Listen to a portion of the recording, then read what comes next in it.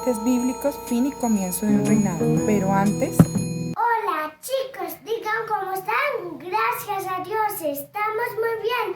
Requete muy bien. Ahora damos paso a nuestra periodista Elda. Buenos días, familia Vida de Oración. Bienvenidos a este especial de Expediente Bíblico. En el día de hoy recordaremos un momento en la vida de David que fue muy importante, pero antes vamos a orar. Señor Jesús, te damos gracias por el día de hoy. Gracias, Señor, por todo lo que nos has dado, Padre Santo. Te alabamos, te bendecimos, Señor Jesús. En Cristo Jesús oramos. Amén y amén. Damos paso a los periodistas. Te recibo yo, hermana Elda. Y hoy, en nuestro expediente bíblico, veremos el fin y el comienzo de un nuevo reinado. Veremos también cómo Dios apoya a todos aquellos que actúan con integridad. Vamos a ver en esta primera sesión que aprenderemos acerca de esta historia. Buenos días, bienvenidos a nuestro expediente bíblico. Veía Kids. El día de hoy vamos a ver una historia donde un mensajero llega a darle una noticia a David. El mensajero cree que David va a recibir la noticia muy alegre, que lo va a recompensar por darle esa noticia. Pero sucedió lo contrario. Veamos.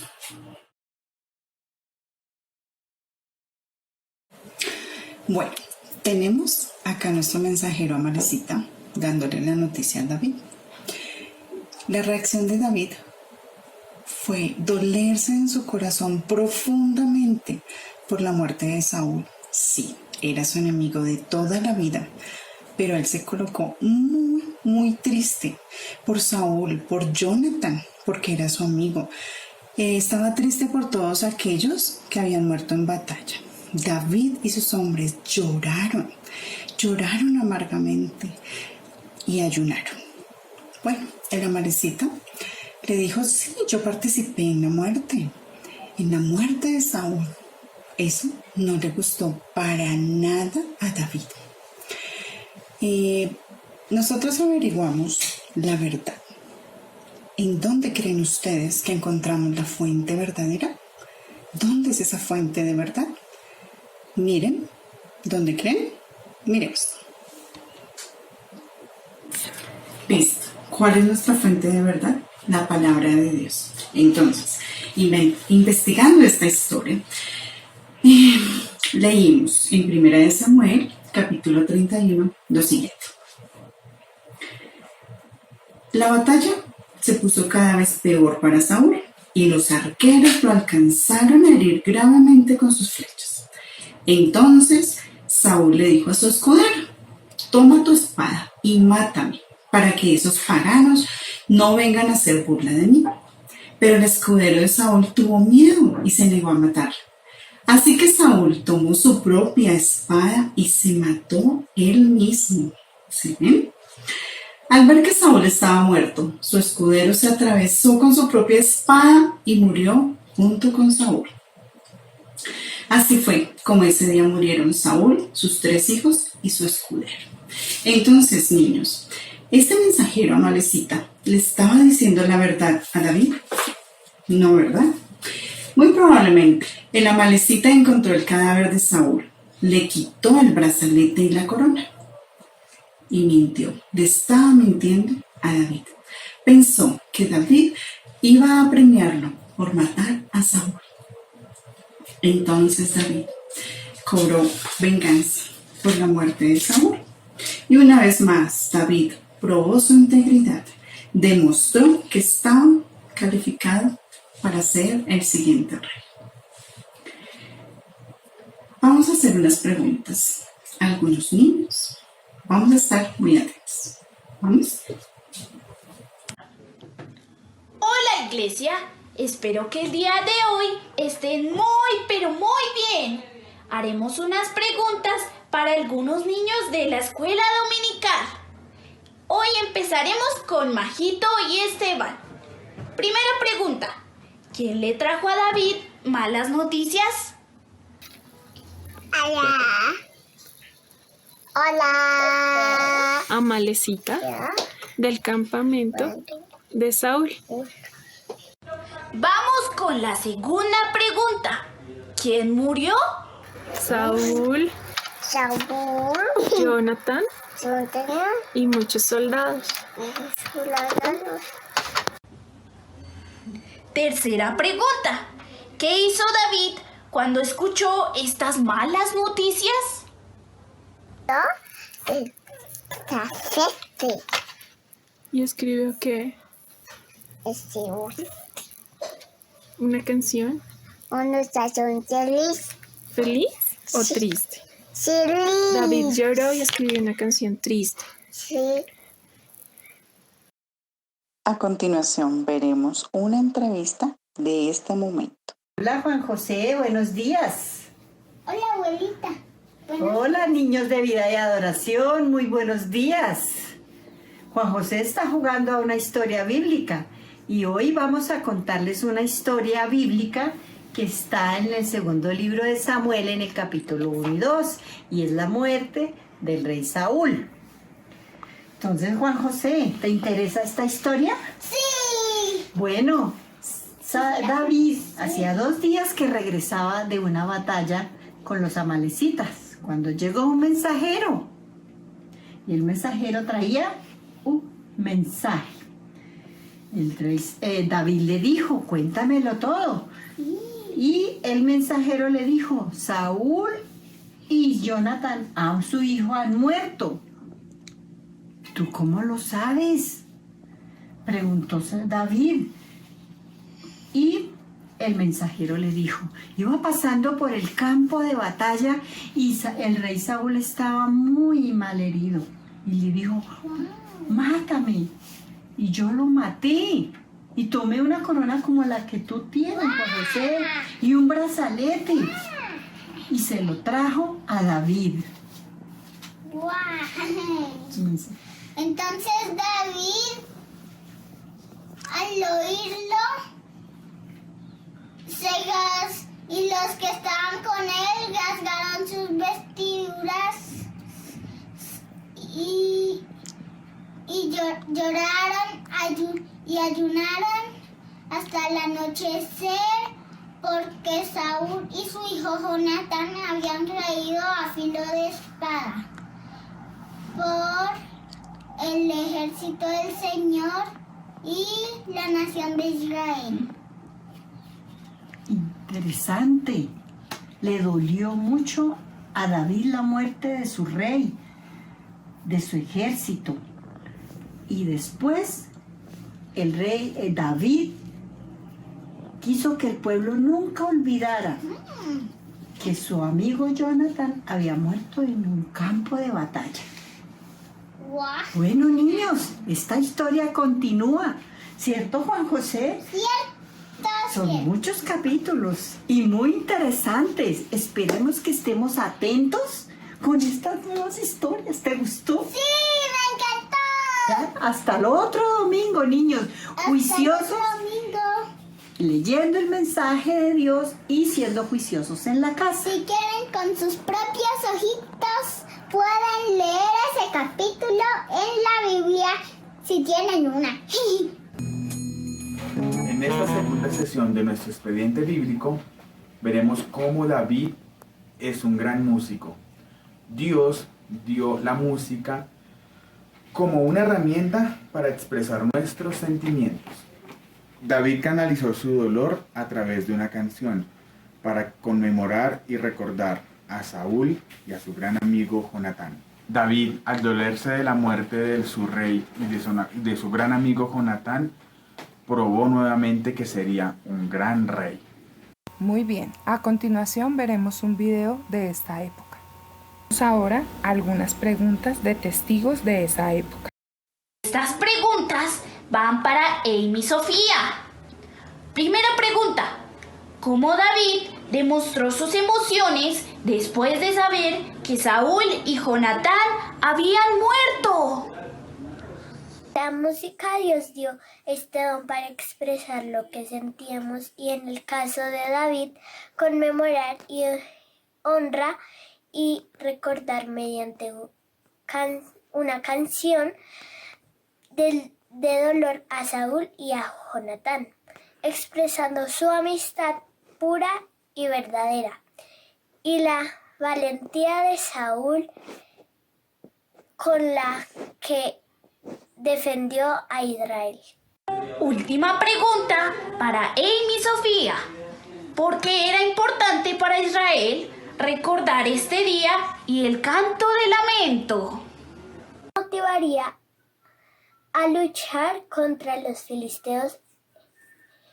A su vez recordaría que David era un líder digno que amaba a su pueblo. En esta sesión número 4 daremos paso a Amparito. Bueno, después de la muerte de Saúl, David honró a la gente de Jabes de Galat por arriesgar sus vidas y rescatar heroicamente los cuerpos de Saúl y de Jonathan. Los rescataron, los honraron y los enterraron. Bueno, David se convirtió en rey de Judá en Hebrón, ¿sí? Y 7 años después en rey de todo Israel. En este tiempo, David actuó con integridad. Bueno, en nuestra investigación encontramos información muy importante. Vale la pena resaltarlo. David continuó obedeciendo la palabra de Dios. En la historia bíblica nos damos cuenta que David pedía consejo a Dios, obedecía lo que Dios le decía. A diferencia de Saúl, ¿verdad? Recordamos la historia donde él no fue obediente. Falló a Dios y no obedeció. David obedeció al Señor. Continuamos con nuestra periodista Diana Aguilar. Gracias, Amparito. A continuación veremos unas imágenes de archivo.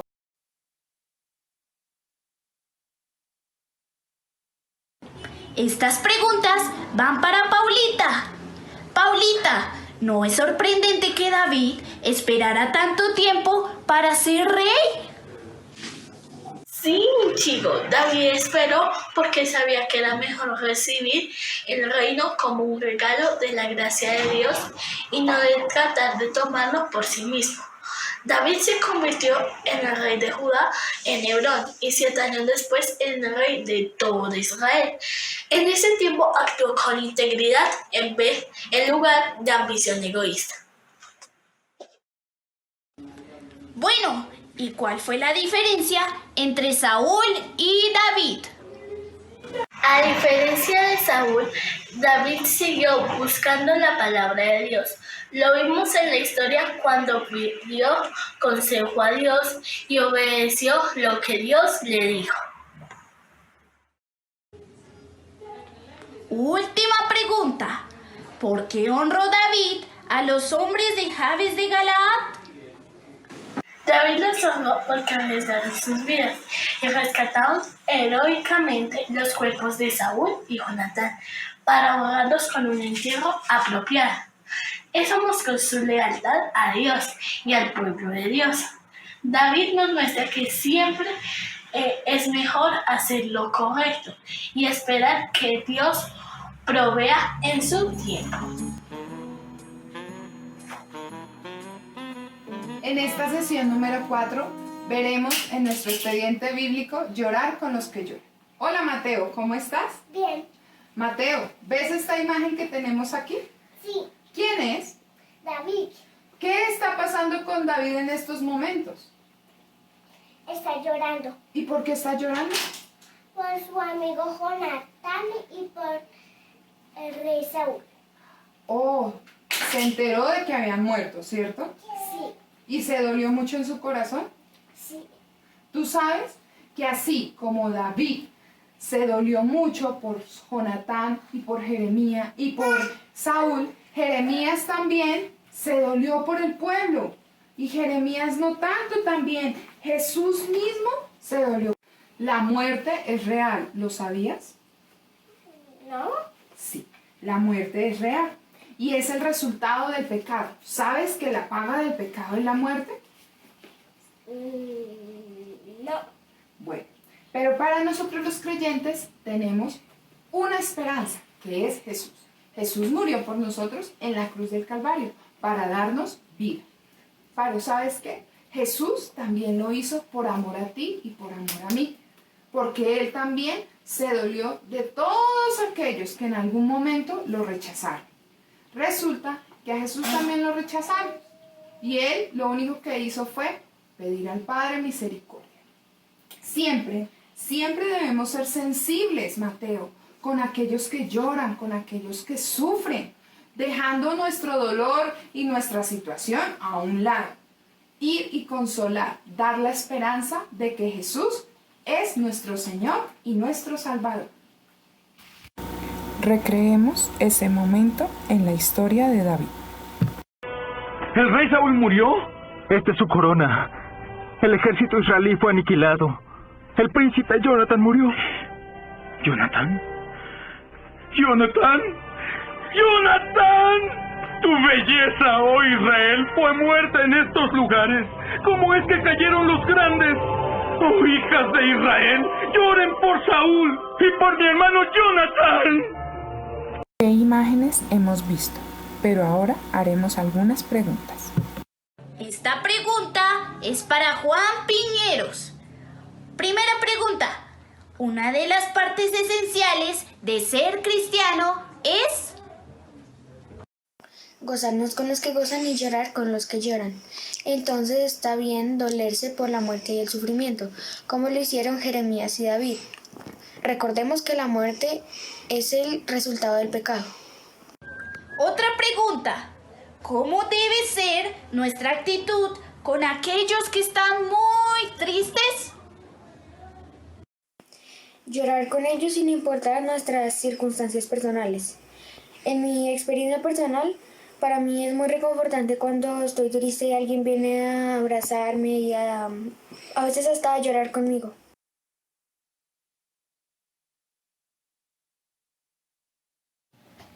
Esta es la sesión número 5 de nuestro expediente bíblico. David se dolió por la muerte de Saúl. Nos demuestra que nos debería doler también la destrucción de nuestros enemigos y no regocijarnos cuando a ellos les ocurra algo malo. Samuel y David lloraron por la muerte de Saúl. Esto nos recuerda que el Señor Jesús también lloró por Jerusalén, por sus habitantes. Que aunque en ese momento cuando Él entraba, ellos estaban regocijándose, días después estas mismas multitudes pedirían que lo crucificaran. Él lloró profundamente porque sabía que estaban rechazando la salvación. Y ahora algunas preguntas. Estas preguntas van para Lalis. Primera pregunta. ¿Cómo debería ser nuestra actitud con nuestros enemigos? Deberíamos dolernos y no regocijarnos por la destrucción de ellos. Samuel y David lloraron por Saúl. Jesús lloró por la ciudad de Jerusalén y sus habitantes. Última pregunta. ¿Por qué se dolía Jesús al ver a Jerusalén? Porque la mayoría de la gente lo había rechazado a él y a su mensaje, buscando la paz pero no al dador de ella, Jesús. Hoy en día, muchas personas han rechazado a Jesús y Él está con sus brazos abiertos para que volvamos a Él. Y en ese bloque veremos el versículo bíblico. Hola niños, el versículo de memorizar lo encontramos en Segunda de Samuel 1 del 11 al 12. Y dice: Entonces David y los que estaban con él rasgaron su ropa en señal de duelo. Tristes, lloraron y ayunaron hasta el anochecer por la muerte de Saúl y Jonatán. También lloraron por el ejército del Señor y por la nación de Israel. Saúl, Jonatán y muchos israelitas habían muerto en la batalla. Y ahora la conclusión final. Como dije al principio de esta historia, en nuestro expediente bíblico, la verdad central que manejamos el día de hoy es que Dios siempre apoya a todos aquellos que actúan con integridad. Las personas que actúan con integridad son aquellas que aman a otros, se duelen profundamente con el dolor que otros sienten, honran a sus líderes, los respetan, siempre ponen y dan ejemplo a otros de lo que significa el amor al prójimo.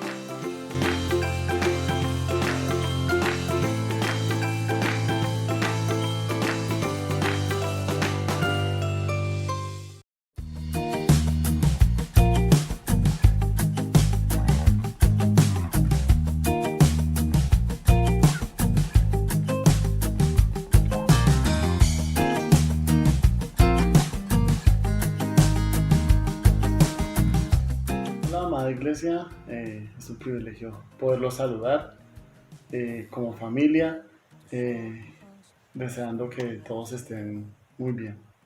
Hola, amada Iglesia, el Señor les bendiga, el Señor los guarde. Deseamos que todos estén muy bien, estén fortalecidos en el Señor. Hola, amada Iglesia, los quiero mucho, que el Señor los bendiga y un abrazo desde casa.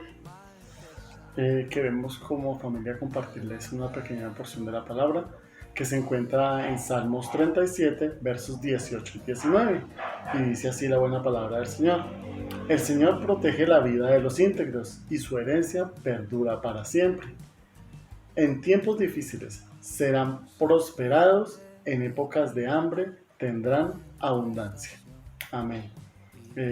Gracias por la palabra de Dios y poder contar con ella en este tiempo tan difícil, pero sabemos que en ella encontraremos la fortaleza. Amén. Chao, Dios los bendiga, amada Iglesia. Chao. Les amamos. Les amamos.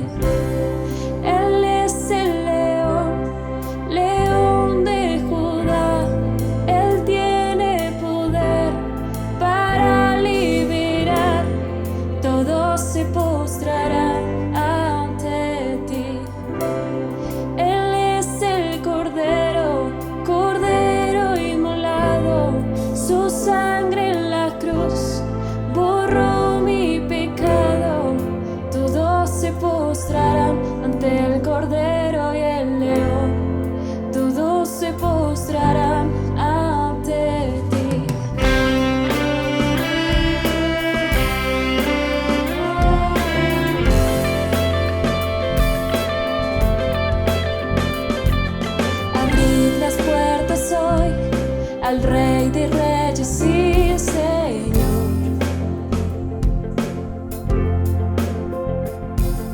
El Dios de salvación vino a darnos libertad. ¿Quién como el Señor, Dios fuerte? Él es el león, león de Judá. Él tiene poder para liberar.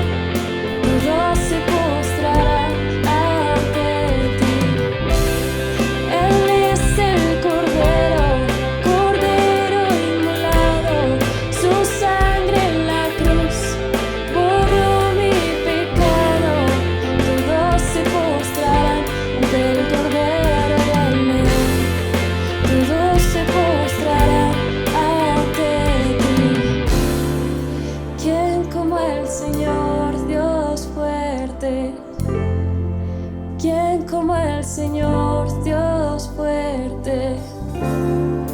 ¿Quién como el Señor, Dios fuerte? ¿Quién como el Señor, Dios fuerte?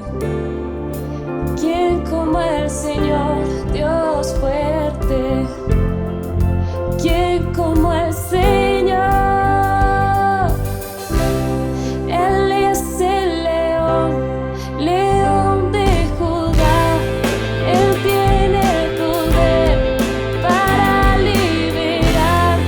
Todos se postrarán ante ti. Él es el Cordero, Cordero inmolado. Su sangre en la cruz borró mi pecado. Todos se postrarán ante el Cordero y el león. Todos se postrarán ante ti.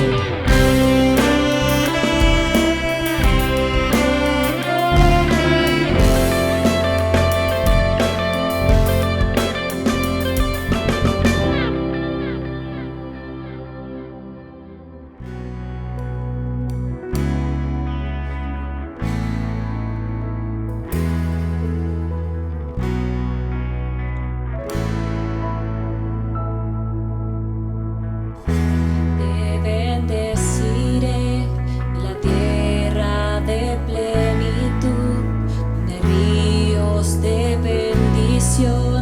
Te bendeciré. Te bendeciré en el tiempo de sequedad. Sin desierto caminaré. Te bendeciré.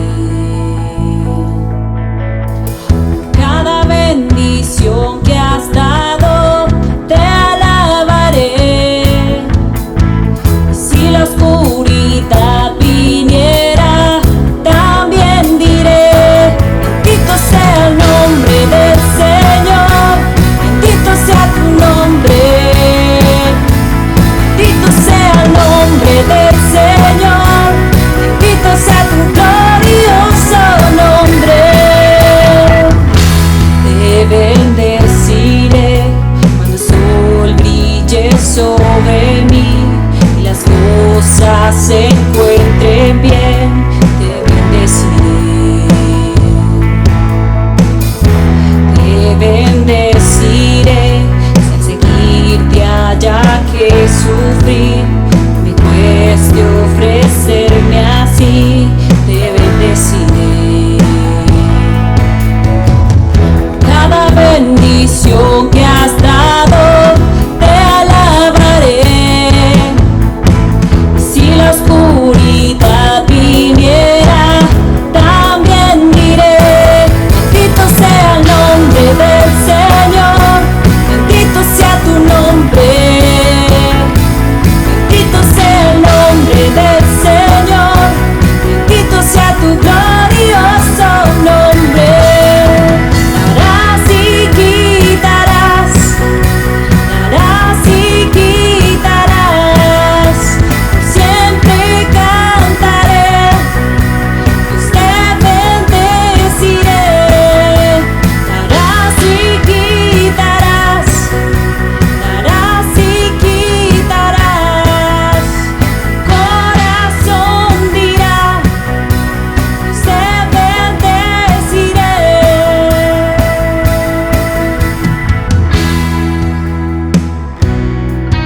Señor, que sea una realidad. Siempre bendigamos tu nombre. Por cada bendición que has dado, te alabaré. Si la oscuridad viniera, también diré: bendito sea el nombre del Señor, bendito sea tu nombre,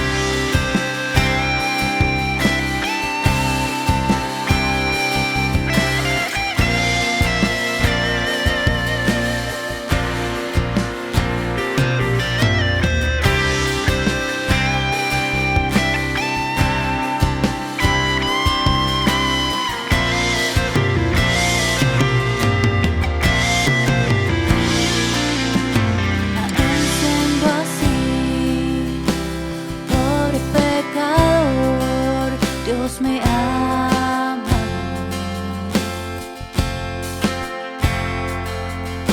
Siendo imperfecto, aún sin merecerlo, Dios me ama.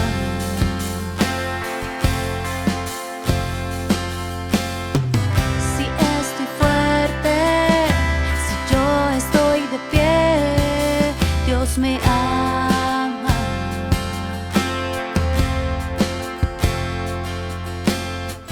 Si estoy débil, si yo estoy caído, Él no me dejará de amar. Sin su amor, sin su perdón, no sé qué sería de mí. Dios me amó tanto que entregó a su Hijo para morir en mi lugar. Dios me ama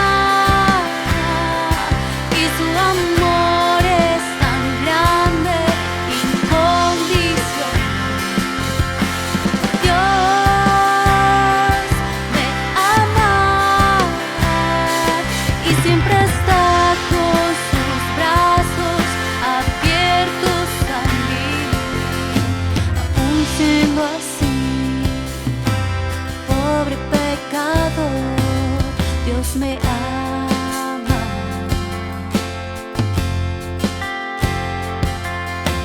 Siendo imperfecto, aún sin merecerlo, Dios me ama.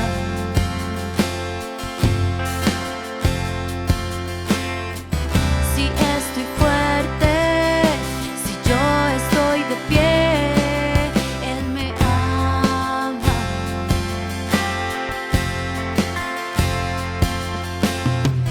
Si estoy débil, si yo estoy caído, Él no me dejará de amar.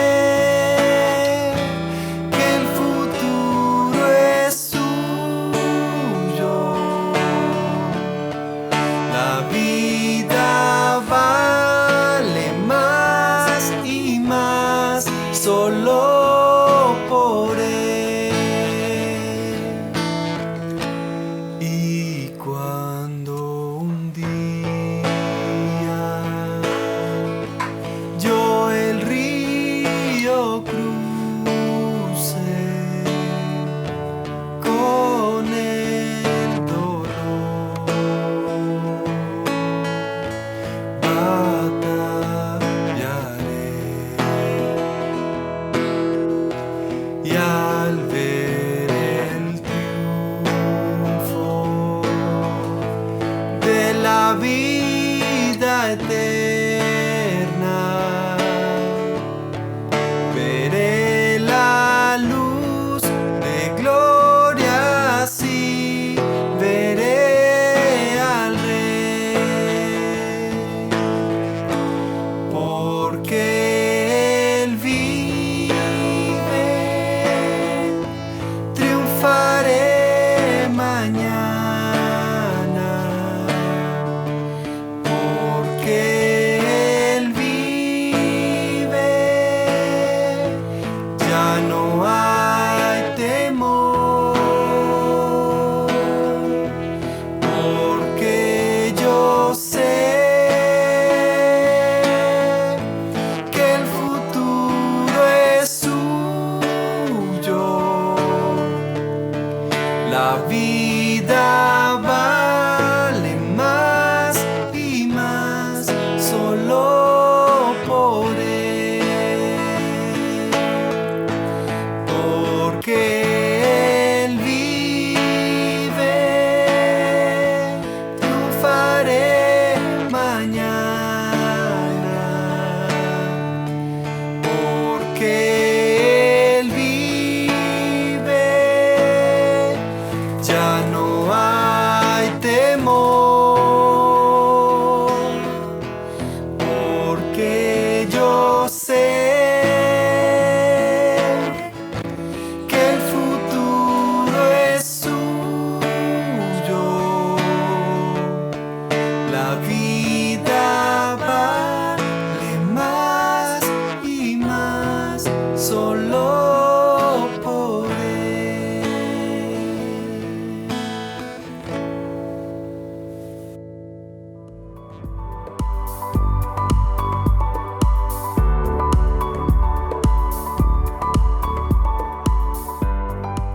Mis hermanos, buenos días, qué alegría saludarles en esta mañana de domingo. Alabamos y exaltamos el nombre del Rey de Reyes, el Señor de Señores, nuestro Señor Jesucristo. Después de haberle cantado desde lo más profundo de nuestro corazón en ese momento de alabanza y adoración, recuerde que Dios es santo, santo, santo y nos ha permitido estar precisamente a través de estos medios. Vamos entonces a leer la palabra de Dios. Vamos a traer el libro, yo los invito, vamos en esta oportunidad a escuchar la segunda y la tercera carta de Juan. Son dos cartas muy breves donde él escribe a una comunidad que llama La Elegida y el autor se identifica con el título de Anciano.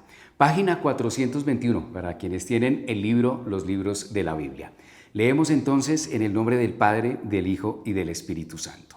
Segunda carta de Juan. El anciano, a la iglesia elegida y a sus miembros, a quienes amo en la verdad, y no solo yo, sino todos los que han conocido la verdad, a causa de esa verdad que permanece en nosotros y que estará con nosotros para siempre. La gracia, la misericordia y la paz de Dios el Padre y de Jesucristo, el Hijo del Padre, estarán con nosotros en verdad y en amor. Me alegré muchísimo al encontrarme con algunos de ustedes que están practicando la verdad, según el mandamiento que nos dio el Padre. Y ahora, hermanos, les ruego que nos amemos los unos a los otros, y no es que les esté escribiendo un mandamiento nuevo, sino el que hemos tenido desde el principio.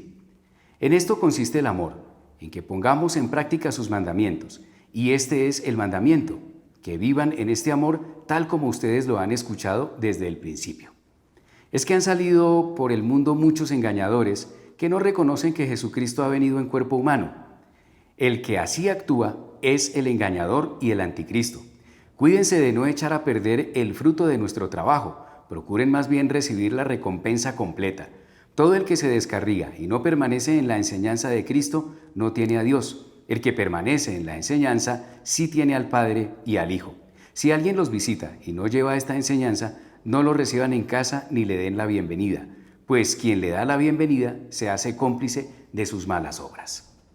Aunque tengo muchas cosas que decirles, no he querido hacerlo por escrito, pues espero visitarlos y hablar personalmente con ustedes para que nuestra alegría sea completa. Los miembros de la Iglesia Hermana La Elegida les mandan saludos. Tercera carta de Juan. El anciano, al querido hermano Gallo, a quien amo en la verdad. Querido hermano, oro para que te vaya bien en todos tus asuntos y goces de buena salud, así como prosperas espiritualmente. Me alegré mucho cuando vinieron unos hermanos y dieron testimonio de tu fidelidad y de cómo estás poniendo en práctica la verdad. Nada me produce más alegría que oír que mis hijos practican la verdad. Querido hermano, te comportas fielmente en todo lo que haces por los hermanos, aunque no los conozcas. Delante de la iglesia, ellos han dado testimonio de tu amor. Harás bien en ayudarlos a seguir su viaje como es digno de Dios. Ellos salieron por causa del nombre, sin nunca recibir nada de los paganos. Nosotros, por lo tanto, debemos brindarles hospitalidad y así colaborar con ellos en la verdad. Le escribí algunas líneas a la iglesia, pero Diótrefes, a quien le encanta ser el primero entre ellos, no nos recibe. Por eso, si voy, no dejaré de reprocharle su comportamiento, ya que con palabras malintencionadas habla contra nosotros solo por hablar. Como si fuera poco, ni siquiera recibe a los hermanos, y a quienes quieren hacerlo, no los deja y los expulsa de la iglesia. Querido hermano, no imites lo malo, sino lo bueno. El que hace lo bueno es de Dios, el que hace lo malo no ha visto a Dios. En cuanto a Demetrio, todos dan buen testimonio de él, incluso la verdad misma. También nosotros lo recomendamos y bien sabes que nuestro testimonio es verdadero. Tengo muchas cosas que decirte, pero prefiero no hacerlo por escrito. Espero verte muy pronto y entonces hablaremos personalmente. La paz sea contigo. Tus amigos aquí te mandan saludos. Saluda a los amigos allá, a cada uno en particular. Amén. Gracias, Señor, te damos por tu palabra. Mis hermanos, gracias por su atención, por la disposición en su corazón, en su mente, para escuchar la palabra del Señor. Una invitación muy especial para este martes, a partir de las 8 de la noche, mucho antes se estará enviando el link desde la plataforma Zoom en el grupo de WhatsApp Infovía, para que ustedes estén ahí muy pendientes y por supuesto somos edificados. El día miércoles 6:30 de la tarde, recuerden que es la reunión de oración y estudio bíblico. También desde el grupo Infovía, desde la plataforma Zoom, se estará enviando entonces ese link para que estén muy atentos. Mis hermanos, Dios les bendiga, qué alegría saludarles nuevamente, que tengan un muy feliz domingo y seguimos en el culto. Los dejo entonces con el pastor Miguel.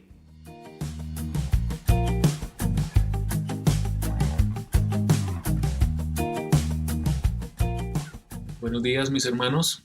Qué bendición una vez más dirigirme a ustedes a través de este medio y poder unirnos juntos para agradecer al Señor luego de haberle cantado, luego de haber participado con los niños de su clase, luego de oír la lectura de la palabra de Dios. Vamos con todo nuestro corazón también a atender, a ser instruidos, enseñados por la palabra de Dios, para que el Espíritu Santo pueda con plena libertad a nuestros corazones seguir trayendo luz, mostrándonos a Cristo, a nuestro Señor. Y damos gracias por sus propósitos para nuestras vidas en medio de todo este tiempo que estamos viviendo. Alentarles, mis hermanos, a que no dejemos de orar, que no perdamos el deseo y el anhelo en nuestro corazón de poder volvernos a congregar.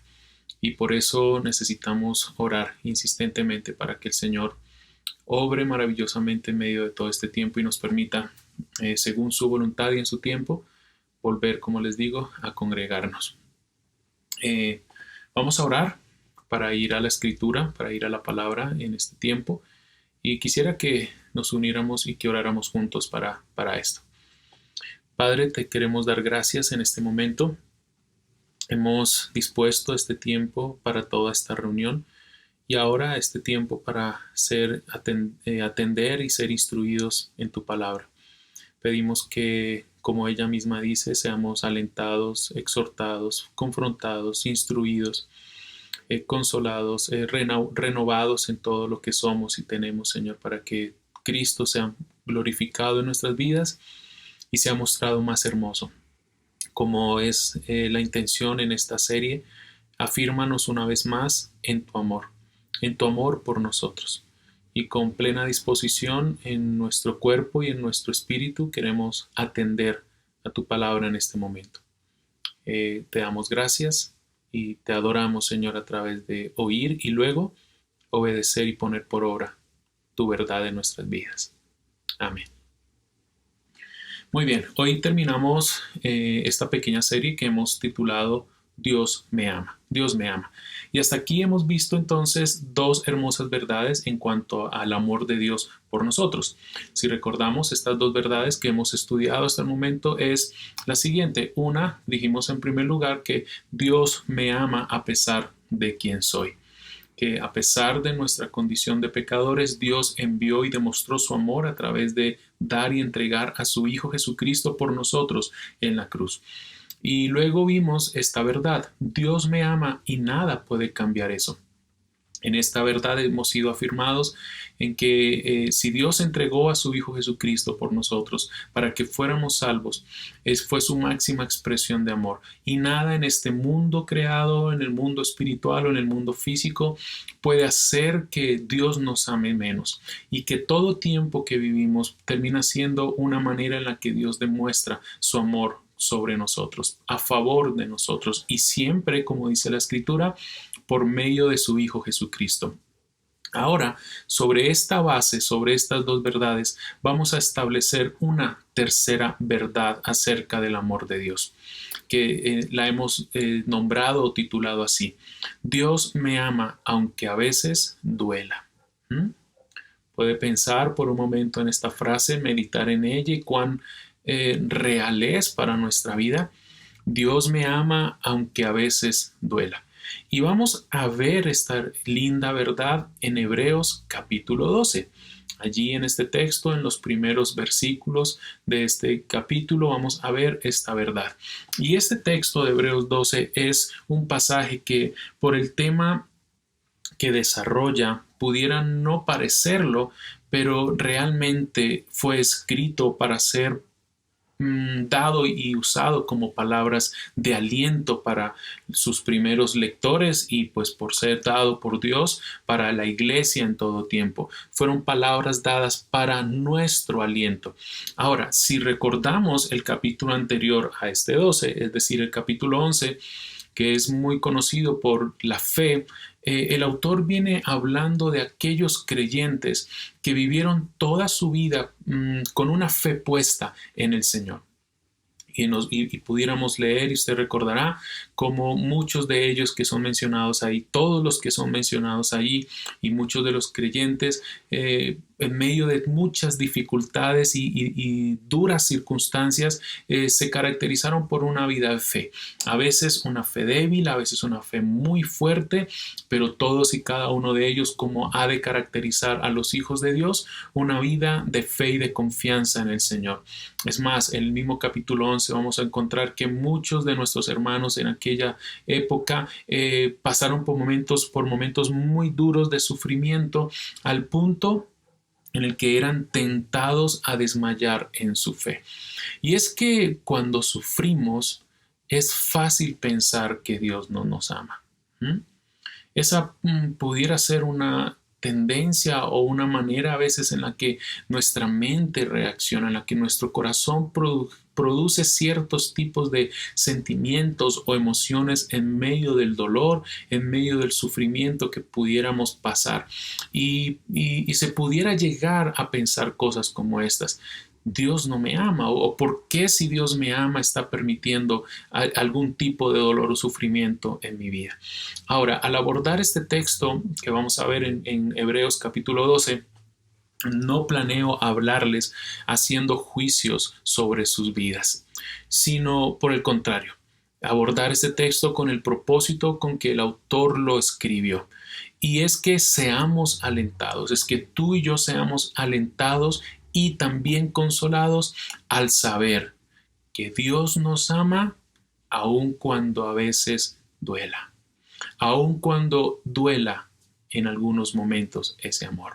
Entonces vamos a ir a nuestro texto. Como les dije, Hebreos 12, vamos a leer los versículos 3 al 11.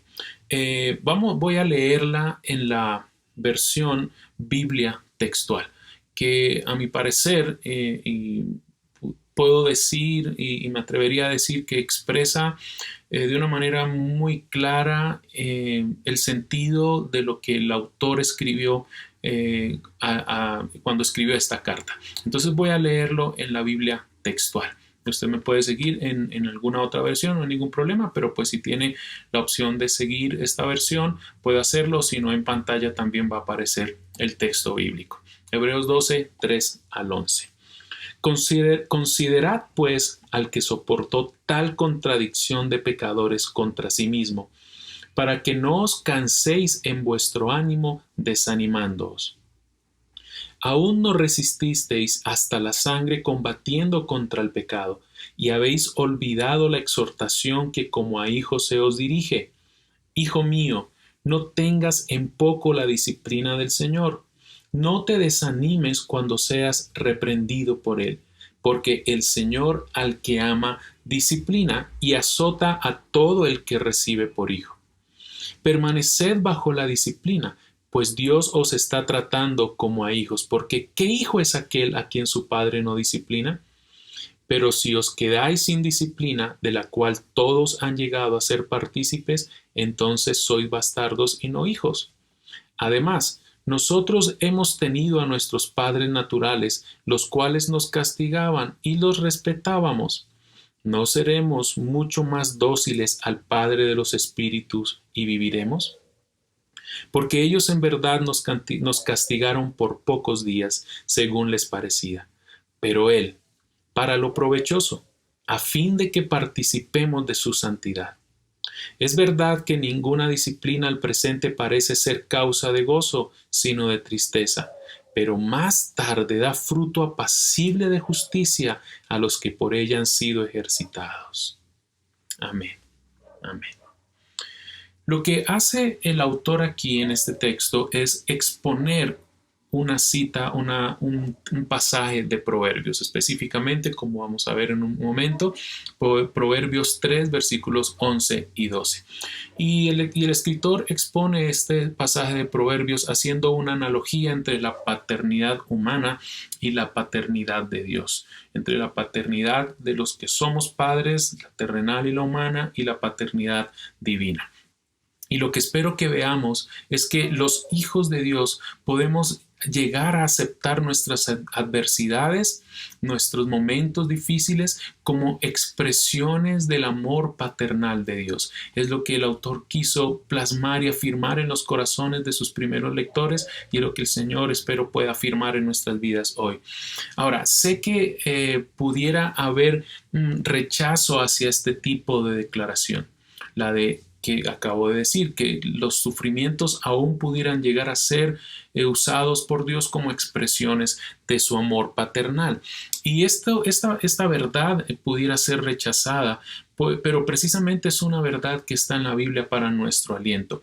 Y una de las cosas que, si somos honestos, no podemos negar es la realidad del dolor y del sufrimiento en la experiencia humana, ¿cierto?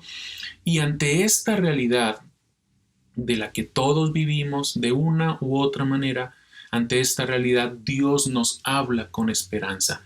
Dios nos habla para nuestro consuelo, pues aún en el dolor podemos ser amados por Dios. C.S. Lewis escribió estas palabras: Dios nos susurra al oído en nuestro placer, nos habla en nuestra conciencia, pero nos grita en nuestros dolores. Es su megáfono para despertar a un mundo sordo. Así que oro para que seamos consolados y afirmados en la verdad de que Dios nos ama, aunque a veces duela. Y que tú y yo podamos decir, Dios me ama, aunque a veces duela. Muy bien. Entonces, disciplina, ¿cierto? Disciplina es una palabra muy importante en este texto. ¿Qué viene a tu mente? Quiero preguntarte cuando lees cosas como las que están aquí. El Señor ama al que disciplina.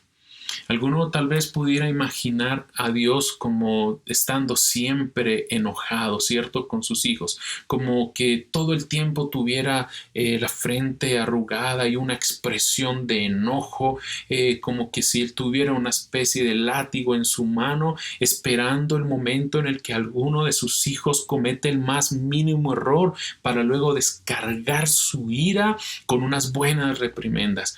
Y a veces algunos piensan en Dios Dios de esta manera cuando leen palabras o escuchan palabras como estas. El Señor al que ama disciplina. Y la palabra disciplina será la palabra clave en este texto que estamos estudiando. Es usada en la Biblia en unas ocasiones como nombre y en otras como verbo.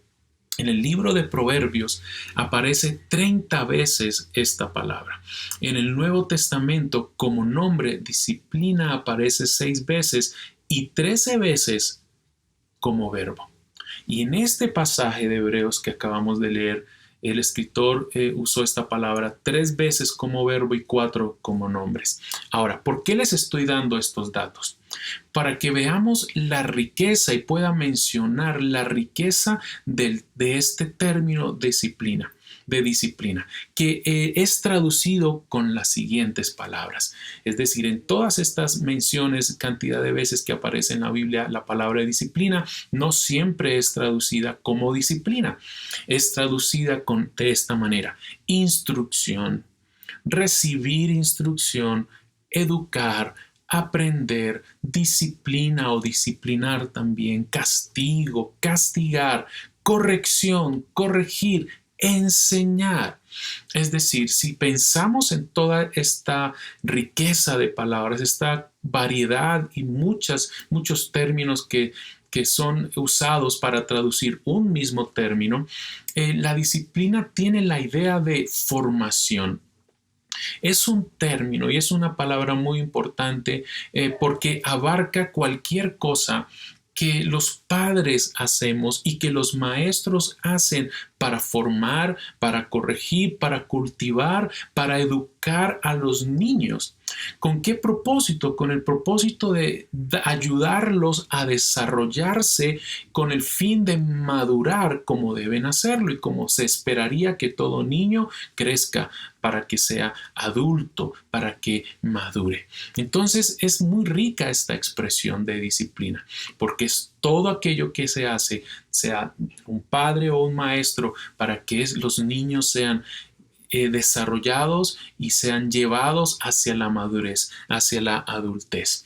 Y disciplina como nombre aparece además de este pasaje de Hebreos en 2 ocasiones más. Y una es en Efesios 6:4 y otra es en 2 Timoteo 3:16. Les recuerdo que dicen estos textos.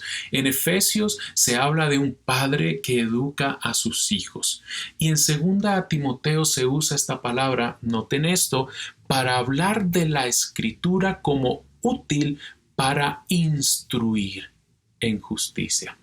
Ahí la palabra instruir en 2 Timoteo es la misma que acabamos de leer aquí en Hebreos como disciplina. Es decir, se espera que un niño por sus padres y haciendo la relación entonces a los creyentes, a los hijos de Dios, se espera que unos y otros seamos instruidos, seamos educados, seamos disciplinados, incluso corregidos y demás formas hasta que lleguemos a la madurez. Es decir, la disciplina con todo lo que ella abarca hace parte de la preparación para la vida como adulto. En un niño, pero hace parte para la preparación de la vida como adulto de un hijo de Dios, de un creyente. Entonces, el escritor de Hebreos hace una conexión. Y esta conexión la hace entre Proverbios, la situación de los hijos de Dios y el amor paternal de Dios. Vamos a ver cómo el escritor, de una manera muy linda para nuestro aliento, como he insistido, conecta entonces los proverbios, conecta la acción de disciplinar, de instruir paternal con la acción paternal de Dios, y todo esto relacionado con las cosas que nosotros vivimos. Y es que, mis hermanos, la Biblia nos enseña que debiéramos ver las pruebas de la vida como una disciplina espiritual que nos ayuda a madurar. Así debiéramos ver las cosas que vivimos. Quiero leerles otra cita, y esta vez de Oswald Chambers. Él dijo lo siguiente: afirmamos que no debería existir la aflicción, ¿cierto? Pero como existe, debemos aceptarla y aprender a conocernos a través de su fuego. Somos necios si tratamos de evitarla o rehusamos tenerla en cuenta. Como las penas son una de las realidades más grandes de la vida, es inútil alegar que no deberían existir, ya que el pecado, la aflicción y el sufrimiento existen. No nos corresponde a nosotros decir que Dios se ha equivocado al permitirlos. Debemos reconocer que en nuestras circunstancias Dios es un Padre amoroso que está formándonos para que tengamos un carácter justo, para que seamos más como Cristo. Por eso la verdad de hoy es: Dios me ama, aunque a veces duela. Ahora, con esto aclarado, entremos en nuestro texto de esta mañana. ¿Qué nos enseña este pasaje bíblico en cuanto a lo que debemos hacer ante la disciplina formativa de nuestro Padre Celestial? Tres cosas. Tres cosas vamos a ver en esta porción que se nos llama a hacer y actuar y a responder cuando Dios está ejerciendo su paternidad sobre nosotros al disciplinarnos, al enseñarnos, al instruirnos, al corregirnos, al traernos a Él. Entonces, tres cosas y quiero mencionárselas para que vayamos viendo cada una de ellas. Primero, ver a Jesús. Lo primero que tienes que hacer es mirar a Jesús. Segundo, aceptar humildemente la disciplina. Y tercero, permanecer con firmeza en ella. En primer lugar, vamos al versículo 3 para ver esto. Mira a Jesús. Mira a Jesús. Mirar a Jesús. En el verso 3 acabamos de leer que se nos dice entonces, considera. Considerad pues al que soportó tal contradicción de pecadores contra sí mismo, ¿cierto? ¿A quién tiene en mente el escritor bíblico? A Cristo, ¿cierto? Y nos está diciendo considerad, una palabra que aparece únicamente aquí en este texto en todo el Nuevo Testamento. Y nos está diciendo mira a Jesús. Mira a Jesús y reflexiona en el esfuerzo que Él hizo. Piensa profundamente en cómo Jesús soportó el sufrimiento que Él experimentó. Está diciendo, corre tu carrera como hijo de Dios con tus ojos puestos en Jesús, quien es el autor de tu fe, como nos va a decir en los versículos anteriores. Ahora, quiero hacerte una pregunta. ¿Qué es lo que tendemos a hacer cuando estamos en algún tipo de dificultad o sufrimiento? ¿Cierto que nos consideramos es a nosotros mismos? ¿Cierto que nuestra tendencia es poner o centrar la atención en nosotros mismos o en lo que estamos pensando? O en lo que estamos pasando? Pero aquí la Biblia nos está diciendo, considera de una vez por todas en lo que estás viviendo o cuando estés sufriendo, considera a Cristo Jesús. Eclesiastés 7:14 dice, en el día de la adversidad considera. ¿Y qué es lo que debemos considerar? Según Hebreos 12:3 nos dice que Dios permitió que Jesús pasara por todo el dolor que pasó para hacer de Él un Salvador perfecto. Y así nosotros también ser salvos por medio de Él. Eso lo vas a encontrar en Hebreos 2:10 y en Hebreos 5:9. Cómo Cristo fue perfeccionado a través del sufrimiento. Y al ver la vida de Jesús, no solo su última semana o sus horas antes de la cruz, toda su vida desde su nacimiento fue envuelta y desarrollada en medio del dolor y el sufrimiento, pero como acabo de mencionar, también se incrementó, llegando cada vez más al momento de su crucifixión. Y al considerar cómo Cristo soportó bajo el peso de la prueba, podemos encontrar que Él fue paciente y fue paciente manteniéndose firme sin abandonar. Es lo que vamos a encontrar en los evangelios y lo que el escritor a los hebreos va a recalcar. Ahora, ¿Para qué debemos considerar? Eso es lo que debemos considerar y a quién debemos considerar, a Jesús. Pero ¿cuál es el fin de pensar en Jesús? ¿Cuál es el fin de que cuando tú y yo estemos en algún tipo de sufrimiento, nos centremos en la persona de Cristo y en cómo Él soportó el sufrimiento? El versículo 3 nos va a responder esto: para que vuestro ánimo no se canse y desfallezca. ¿No es cierto que cuando pasamos por situaciones duras podemos llegar a desfallecer? Y desfallecemos porque las fuerzas nos faltan. Y al faltarnos las fuerzas, eso nos impide avanzar y mantenernos. Pero ¿sabes qué estamos viendo con este versículo? Que todo desaliento, todo desánimo, todo desfallecimiento lo superamos mirando a Cristo. Centrando nuestro corazón, nuestra mente, nuestros ojos en Jesús. Así que quiero decirte con esto, que no te canses ni pierdas el ánimo. No te canses en tu vida al punto de desfallecer. Y si estás allí en ese punto, atiende a estas palabras. Considera a Jesús. Ocupa tu mente en cómo Jesús, dice la Biblia, con el gozo puesto delante de él, soportó la cruz. ¿Sabes qué dice Lucas 9:51 respecto a Cristo? Que sucedió que cuando se cumplían los días de su ascensión, él con determinación afirmó su rostro para ir a Jerusalén. Cuando ya sabía que su hora había llegado, que iba a regresar al Padre, afirmó su rostro y enfrentó, aunque fue difícil, como leemos en los evangelios, enfrentó con determinación lo que iba a soportar, lo que iba a enfrentar. De ahí entonces la importancia que tengamos nuestra vista en Jesús, nuestra mirada fija en Él. ¿Y sabes por qué? Porque la vida cristiana es una carrera y un combate. Por tanto, el desaliento o el desánimo trae como consecuencia la derrota en nuestra vida. Cristo es, por tanto, la fuente de inspiración de todo el pueblo de Dios. ¿Sí? En la Biblia encontramos muchos personajes dignos de imitar, pero al mismo tiempo la Biblia no oculta sus errores ni sus pecados.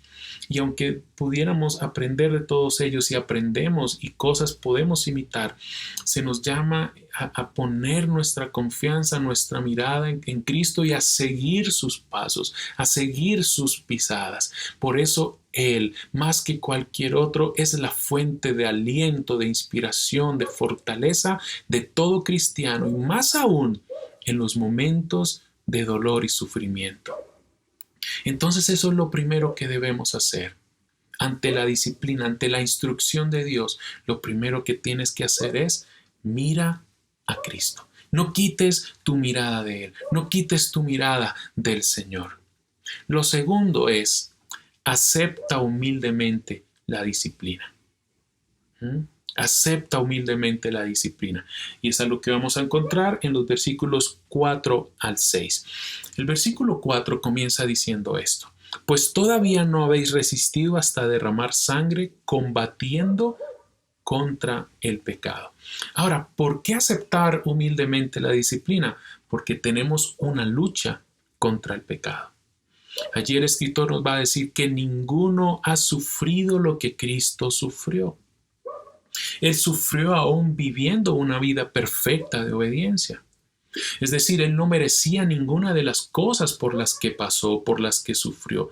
Y lo sufrió, recordarás, por amor a nosotros, para nuestra salvación. Pero al hablar de nosotros, al mirar nuestra vida, algunas de las cosas que sufrimos o pasamos, sí podemos decir que son justas y que tienen el objetivo de hacernos crecer espiritualmente. Ahora, en los versículos 1 al 3 de Hebreos 12, el escritor usó una metáfora para la vida cristiana y habló de ella como una carrera. El cristiano vive y sigue a Cristo como si estuviera compitiendo en una carrera en la que el creyente, el Hijo de Dios, debe despojarse, quitarse quitarse de sí mismo todo peso de pecado que le impide correr con libertad esta carrera. Ahora, en ese mismo andar o vivir del cristiano, el autor pasa a otro deporte y pasa a hablar de la lucha. Las luchas era un deporte, una práctica habitual en aquella cultura, y en ocasiones solo uno salía vivo de esas luchas. No solo uno ganaba esa lucha, sino muchas veces solo uno sobrevivía. Había quienes morían en esas luchas. Y esta es la imagen de luchar contra el pecado. El escritor se refiere acá al pecado personificándolo, y nos está diciendo que los hijos de Dios tenemos una lucha cuerpo a cuerpo contra el pecado. Y en esta lucha, ¿sabes a qué somos llamados? A resistir. Todo el tiempo, todos los días, constantemente hay una lucha en la que peleamos con nuestra carne, peleamos con la tentación, peleamos contra el pecado cuerpo a cuerpo, y somos llamados a resistir, a mantenernos firmes en el Señor. Y aunque esta lucha no ha sido ejercida hasta el punto de morir, es importante saber que el pecado, como nuestro oponente, debe ser resistido hasta la muerte. Frente a esta lucha cuerpo a cuerpo contra el pecado, pudiéramos ceder en ocasiones y estar siendo vencidos y caer en ocasiones y debilitarnos en esta lucha, perder las fuerzas. Y cuando lo hacemos, es decir, cuando el pecado nos gana alguno de estos encuentros, ¿sabes qué pasa? Dios quiere traernos a Él otra vez, alentarnos, renovar nuestra fuerza y afirmarnos. De ahí entonces las palabras de los versículos 5 y 6. ¿Cierto? Que dice: habéis olvidado también la exhortación que como a hijos se os habla. ¿Y qué va a citar? Como dije hace unos minutos, Proverbios 3, versículos 11 y 12. Proverbios 3, todo el capítulo, y esta cita de Proverbios era algo que los creyentes del primer siglo aprendían de memoria en su formación espiritual. Aprendían muchos textos del Antiguo Testamento, y Proverbios 3 era un texto que debían aprender. Era uno de los textos más conocidos por los cristianos en el primer siglo. ¿Y qué le está diciendo ahora el escritor a los hebreos? Les dice a ellos: ustedes se han olvidado de esta palabra. La aprendieron porque hace parte de su formación espiritual, pero se han olvidado de este pasaje en particular.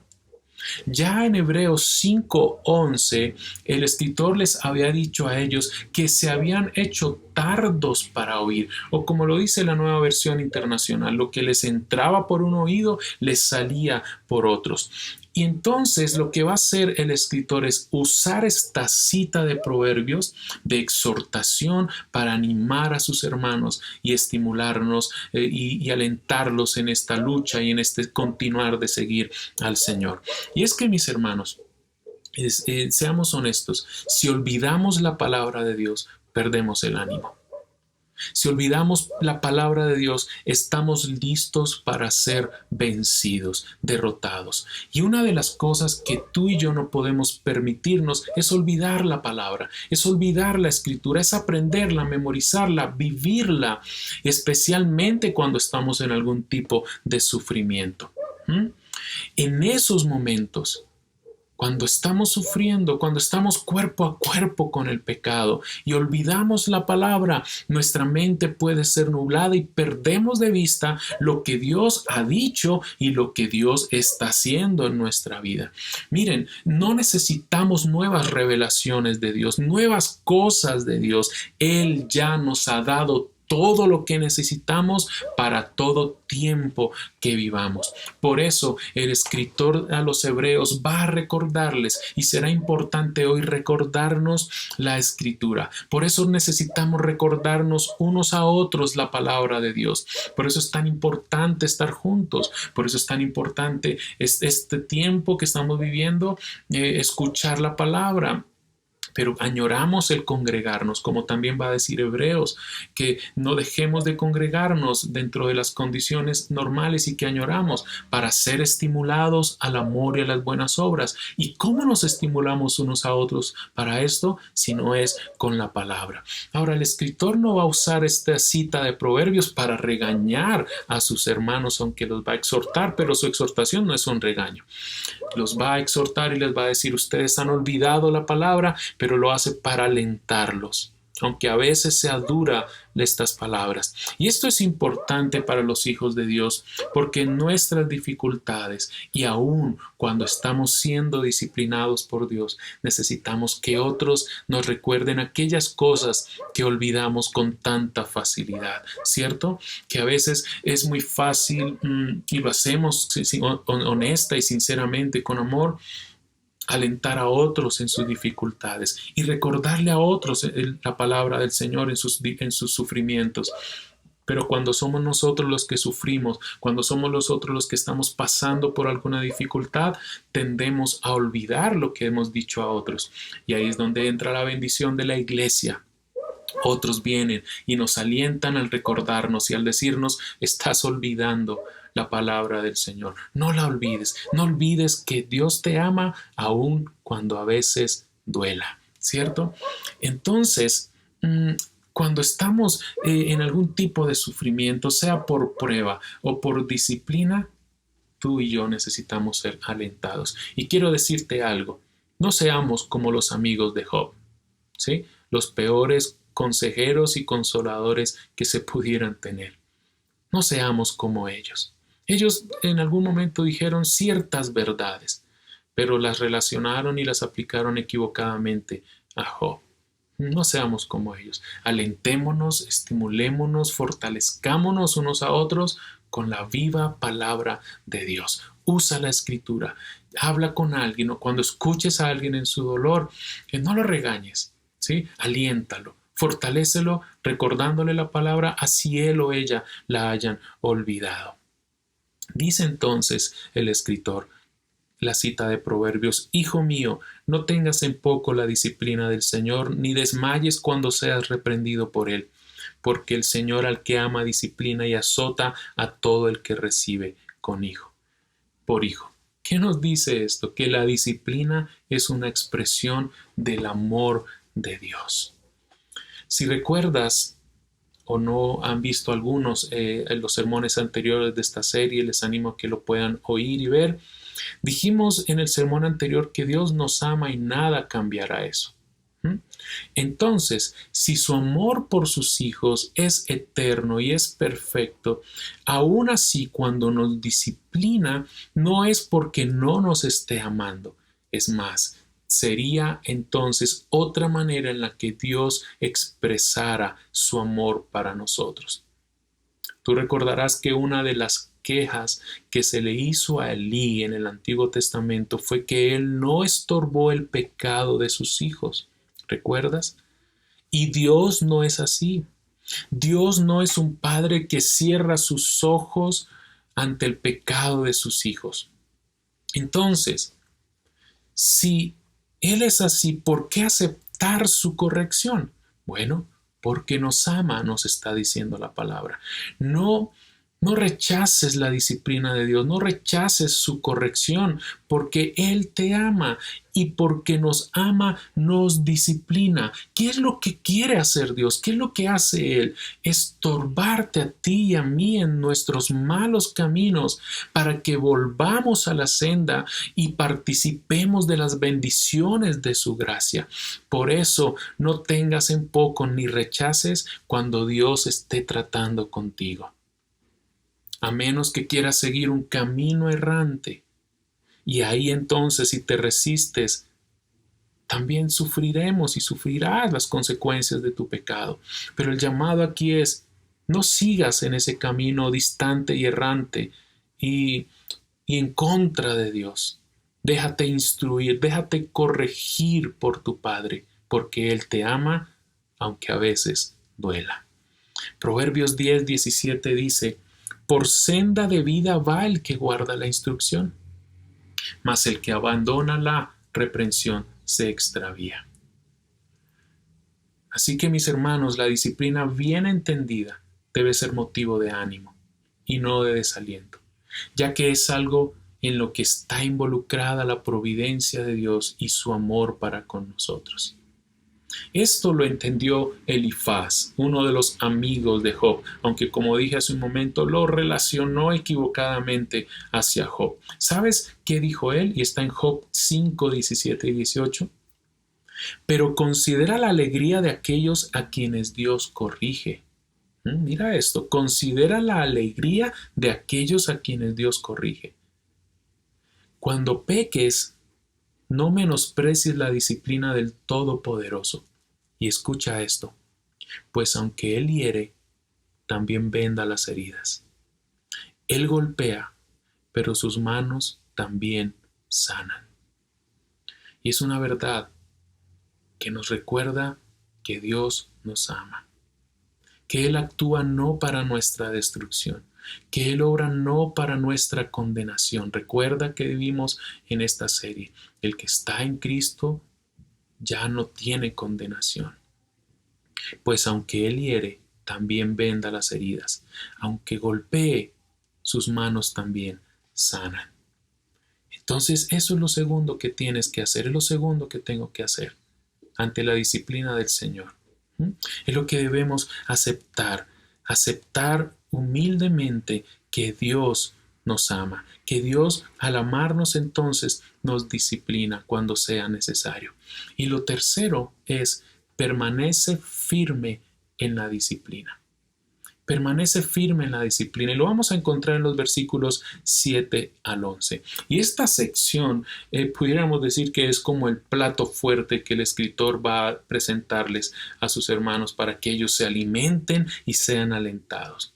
Y en cualquier tiempo de dificultad, todo hijo de Dios necesita alimentarse, fortalecerse con ese alimento de la palabra y alentarse, renovar sus fuerzas. Aun cuando alguna de estas dificultades sean actos correctivos de nuestro Padre Celestial. El versículo 7 dice, permaneced bajo la disciplina, pues Dios os está tratando como a hijos, porque ¿qué hijo es aquel a quien su padre no disciplina? La primera frase del versículo 7 en algunas versiones es traducida de manera condicional. De esta manera, si soportan la disciplina, Dios los trata como a hijos. Pero la traducción más probable es lo que es decirla o leerla, pudiera ser en indicativo, en una afirmación o en un imperativo, como quiero afirmarlo hoy. Permanezcan bajo la disciplina.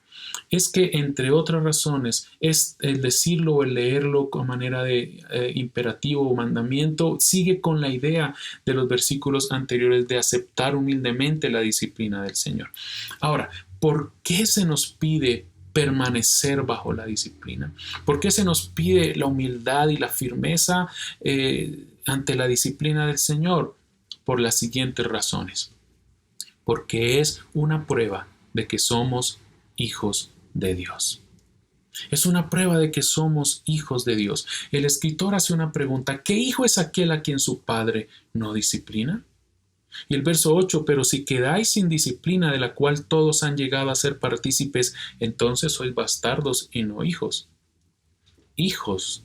6 veces él se refiere a ellos como hijos, y lo que él quiere hacer es afirmar una verdad, y es que aunque estén sufriendo en algún momento, eso es una indicación de que son hijos de Dios. ¿Por qué? Porque Dios, como Padre y como una expresión de amor, corrige a sus hijos.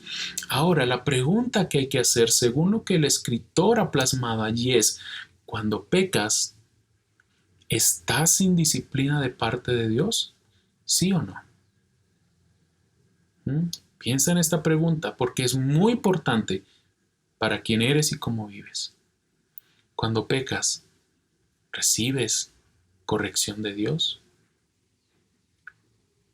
Porque la ausencia de disciplina debiera hacernos cuestionar la realidad de ser hijos. Es decir, según lo que acabamos de leer, y es muy fuerte esto, pero quiere examinar nuestro corazón, quiere exponernos ante esto. Y es que quien no es disciplinado por el Padre tampoco es su hijo. Es decir, Dios no va a entrar a arreglar una familia ajena, sino la suya, la que le pertenece. Y quien no ha recibido nunca la disciplina de Dios debe preguntarse si es realmente un hijo de Dios.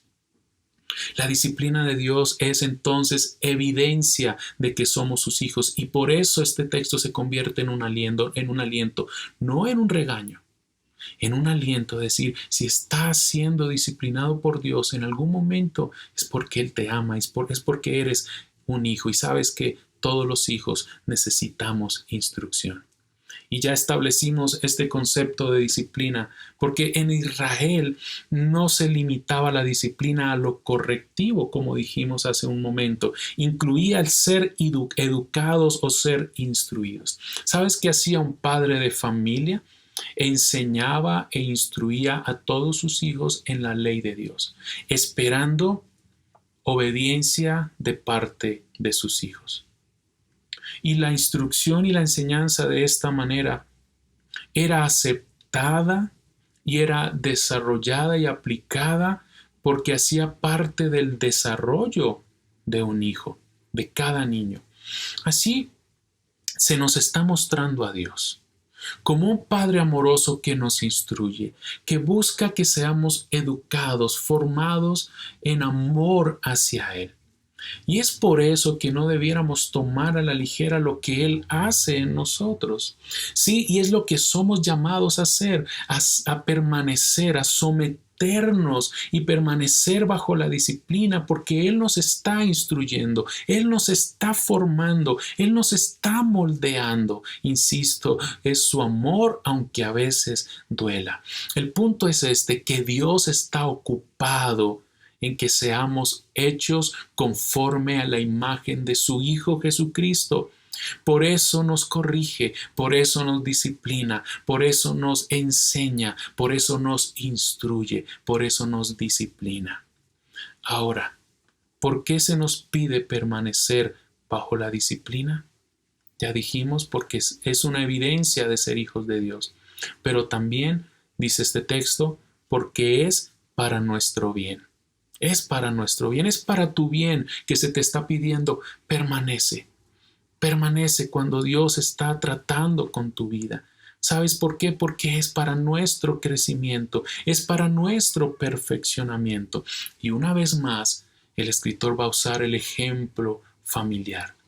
Los versículos 9 al 11 dicen: además, nosotros hemos tenido a nuestros padres naturales, los cuales nos castigaban y los reverenciábamos. ¿No nos hemos de someter con mucha más razón al Padre de los Espíritus y vivir? Porque ellos en verdad nos castigaron por pocos días según les parecía, pero éste con mira a lo que nos conviene, para que participemos de su santidad. Es verdad que ninguna disciplina al presente parece ser causa de gozo, sino de tristeza, pero más tarde da fruto apacible de justicia a los que por ella han sido ejercitados. ¿Sabes qué está diciendo aquí la palabra? Que como hijos debemos aceptar la corrección del Padre, de nuestro Padre Celestial, como aceptábamos la corrección de nuestros padres humanos. Y es que saber que Dios nos disciplina para nuestro bien debe movernos a someternos a su voluntad, a no ser rebeldes ante Él, ya que este camino, acabamos de leer, nos lleva a la vida.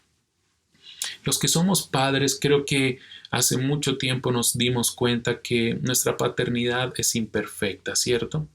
No hay que durar mucho tiempo siendo padres para darnos cuenta de esto.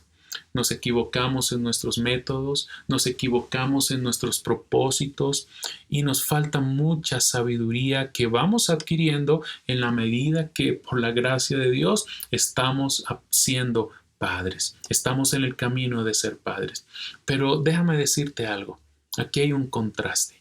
Dios no es como nosotros.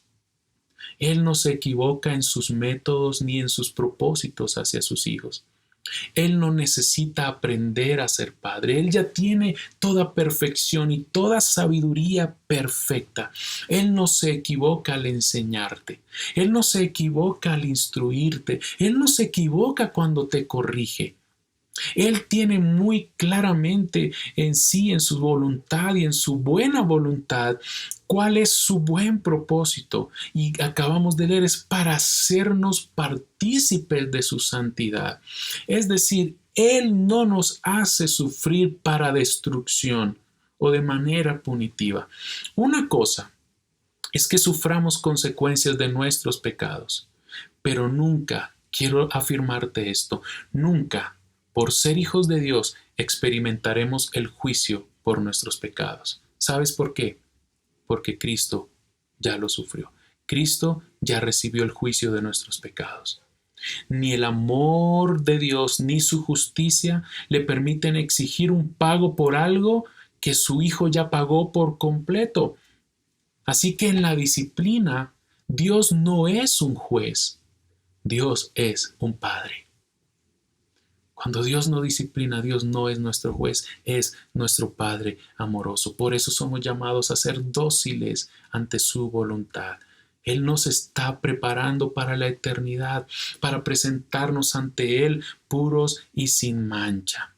Tú recordarás y podrás leer luego en 1 Corintios 11 cómo la iglesia, esta iglesia en Corinto era una iglesia inmadura, una iglesia rebelde. Incluso habían usado la cena del Señor para embriagarse. Y Pablo refuerza una verdad y los reprende con dureza al decirles que por su falta de arrepentimiento, algunos de ellos estaban débiles, otros estaban enfermos y aún otros habían muerto. Pero todo esto, dice el verso 32 en el capítulo 11 de 1 Corintios, para que ellos no fueran condenados con el mundo. Es decir, aunque Dios a veces nos corrija con cierta severidad, es para que no seamos condenados como aquellos que no son sus hijos. De manera natural, los que somos padres y amamos a nuestros hijos, sabemos que queremos su bienestar y todo lo que hacemos, así sea de manera imperfecta, es porque queremos su bien. No actuamos maliciosamente, no actuamos buscando dañar a nuestros hijos. Y por eso estorbamos la necedad de ellos. Por eso estorbamos su mal proceder, su pecado en ellos. Y cuando disciplinamos a nuestros hijos es porque se han ido en contra del sometimiento a sus padres. No hablo de maltrato, no estoy diciendo eso. Estoy hablando de una corrección sabia, con amor. ¿Y qué queremos lograr al corregir a nuestros hijos? Que ellos sean traídos a la comunión una vez más con su familia. Ahora piensa que cuando pecamos nos estamos poniendo en rebeldía y en oposición a nuestro Padre Celestial. ¿Y sabes qué quiere Dios como tu Padre? Con su amor quiere traerte a la comunión a Él y a la comunión a tu familia, a la iglesia, una vez más, para que participes de su santidad.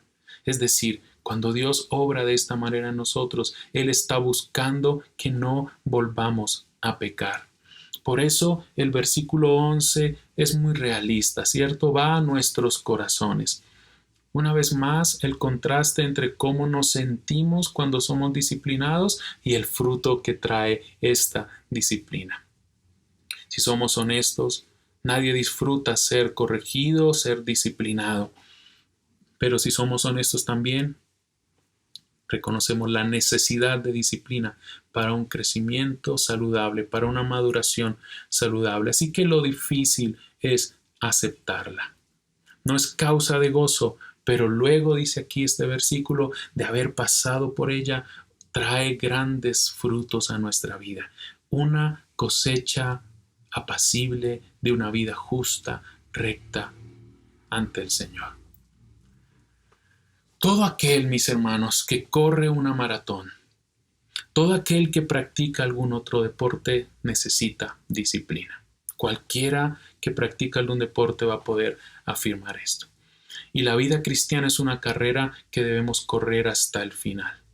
Es una lucha contra el pecado que debemos soportar y ganar. Por eso necesitamos la disciplina. Si somos hijos de Dios, tenemos entonces que esperar que Dios, como nuestro Padre, nos discipline para nuestro bien, nos corrija, nos instruya, nos eduque, nos forme para nuestro bien. ¿Sabes por qué? Porque te está preparando para la eternidad y está haciendo de ti y de mí el pueblo que Él ha planeado que seamos. La disciplina no viene siempre en forma de sufrimientos severos. Tú experimentarás, si eres un hijo de Dios, que cuando pecas, el Espíritu Santo te redarguye. Y de esa manera estás siendo disciplinado, produciendo una tristeza que nos lleva al arrepentimiento. Pero pudiéramos ignorar su voz. Y entonces, ¿qué hace Él? Nos reprende de una manera algo más fuerte. Y si no escuchamos su voz, como también va a decir el escritor a los Hebreos, recordarás, si oyes hoy su voz, no endurezcas tu corazón. Si no escuchamos, nuestro corazón empieza a endurecerse. Y ¿sabes qué? Como Dios nos ama, tiene a veces tratos un poco más fuertes, más severos con nosotros, porque busca nuestro bien. Su fin es traernos a Él, no dejarnos a expensas del pecado y la maldad que pudiera dañarnos y destruirnos. El que seamos disciplinados muestra que estamos madurando, que estamos creciendo. Y por eso el escritor usa estas palabras para alentar a los hijos de Dios, para que tú y yo hoy seamos consolados o cuando suframos seamos consolados, para que no desfallezcamos, pues Dios nos ama aunque a veces duela. Pero también estas palabras han tenido el propósito, ¿sabes de qué? De que mires tu vida en este momento, de que mires hacia ti mismo y por un momento veas tu corazón y sepas si eres o no un hijo de Dios. A la luz de este texto no hay la idea de pecar y quedar sin corrección. Porque todos los verdaderos hijos de Dios, dice aquí este pasaje, son disciplinados por Él. Así que si tú dices ser un hijo de Dios, si tú afirmas ser un hijo de Dios y quedas sin reprensión cuando pecas de alguna manera, como pueda verse y actuar Dios en su reprensión, cuando pecas no eres reprendido por Él, debes temer no ser salvo aún. Debes temer tal vez no ser un hijo de Dios según este texto. Y si es así, si pecas y te das cuenta que Dios no te está corrigiendo, no te está disciplinando, no te está instruyendo, no te está trayendo, debes rendirte a Cristo en fe y arrepentimiento. ¿Sabes qué dice Juan 1:12? Que a todo aquel que cree en Jesucristo, Dios le dio el derecho de ser hijo de Dios. Cree en Él si aún no eres un hijo de Dios. Pero por otro lado, si como hijo de Dios te has cansado y te has desanimado, ¿sabes qué? Fortalece tus manos fatigadas, fortalece tus rodillas debilitadas y haz sendas derechas para tus pies. Aliéntate con que Dios te ama aunque a veces duela. Porque eres un hijo de Dios y Él busca que participes de su santidad, que seas como Cristo. Entonces, recuerda, mira a Jesús, mira a Cristo, mira cómo Él soportó. Acepta humildemente la disciplina del Señor y permanece firme en ella, dejando que Él obre en tu vida. Quiero terminar con las palabras de un escritor que son muy oportunas a lo que hemos visto en esta mañana. Dice así: la aflicción es el polvo de diamante que el cielo utiliza para pulir sus joyas. Piensa en la vara de aflicción de Dios como su medio para escribir la imagen de Cristo más enteramente en ti, para que puedas ser un participante de su rectitud y su santidad. Deja que tus pruebas te muevan a andar en fe y a que te desaten del mundo. Como Thomas Watson escribió, Dios quiere que el mundo, como un diente suelto que puede quitarse de un tirón, ya no nos moleste. Lucha Lucha por la gracia que permita a la aflicción elevar tu alma al cielo y allane tu camino a la gloria. Amén. Oremos. Padre, te damos gracias por tu amor. Tú nos amas a pesar de nosotros. Tú nos amas y nada puede cambiar eso. Tú nos amas, aunque a veces duela. Afírmanos, consuélanos en estas hermosas verdades y da salvación a aquellos que aún no son tus hijos. Tráelos a Cristo, por favor, Espíritu Santo, convéncelos de su pecado y tráelos, Señor, a la salvación. Y gracias por demostrarnos, aún a través de momentos de dolor, que tú nos amas. Y queremos mirar a Cristo, tener un corazón humilde cuando nos corrijas y permanecer firmes. En tu nombre oramos y agradecemos, dándote honor, alabanza y gratitud por tu amor. Amén. Un abrazo para todos mis hermanos, les amamos enormemente y recuerda, Dios te ama a pesar de ti. Dios te ama y nada puede cambiar eso. Dios te ama, aun cuando a veces duela. Les amamos. Dios les bendiga.